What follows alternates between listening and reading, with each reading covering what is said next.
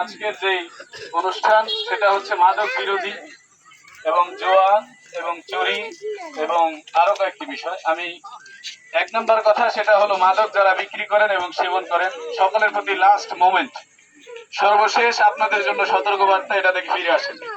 দুই নম্বর, যারা সমাজে চোর চুরি করেন আপনাদেরকে আমরা অনেকেই চিনি, যেহেতু আমরা সমাজের সুশাসন ব্যবস্থা নিয়ে কাজ করতেছি আলহামদুলিল্লাহ, টুকটাক যতটুকু পারি।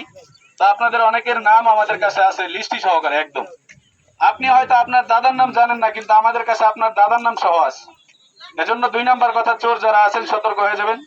তিন নাম্বার, আমাদের অনেক প্রবাসী ভাইদের স্ত্রীগণ যারা বিভিন্ন ভাবে প্রতিবেশীর দ্বারা নির্যাতিত এবং বিভিন্ন ভাবে সমাজের সম্ভ্রান্ত লোকদের দ্বারা নির্যাতিত, এই ব্যাপারে আমাদের কাছে অনেক অভিযোগ আছে। যারা এ ধরনের কাজগুলো করেন, অর্থাৎ প্রবাসীর স্ত্রীদেরকে, মা বোনদেরকে কি বলে যারা হেনস্থা করেন, তারা সতর্ক হয়ে যান। আজকে একদম দিস ইজ লাস্ট মোমেন্ট।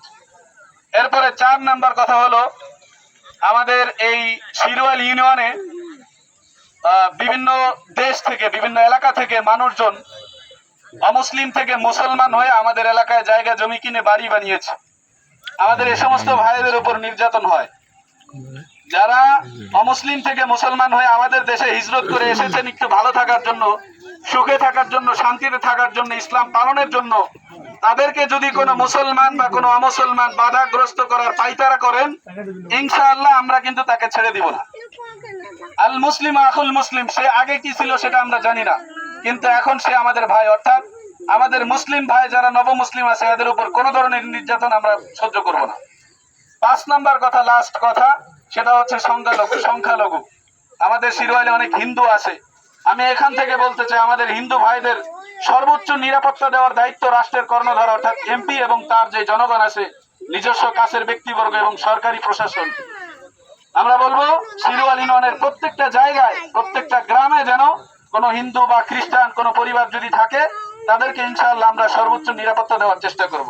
যে পাঁচটি বিষয়ে কথা বললাম, আল্লাহ সুবহানাহু ওয়া তাআলা আমাদের সবাইকে এই পাঁচটি গুরুত্বপূর্ণ বিষয়ের উপর আমল করার তৌফিক দান করেন, আমিন। আমাদের আজকের মাদক বিরোধী সভার সমাপ্তি এখানেই করা হলো। সকলে ভালো থাকবেন।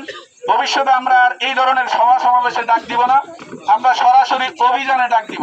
সেদিন আপনাদের পাশে চাই, সাথে চাই, আমাদের পাশে থাকবেন, সাথে থাকবেন ইনশাআল্লাহ।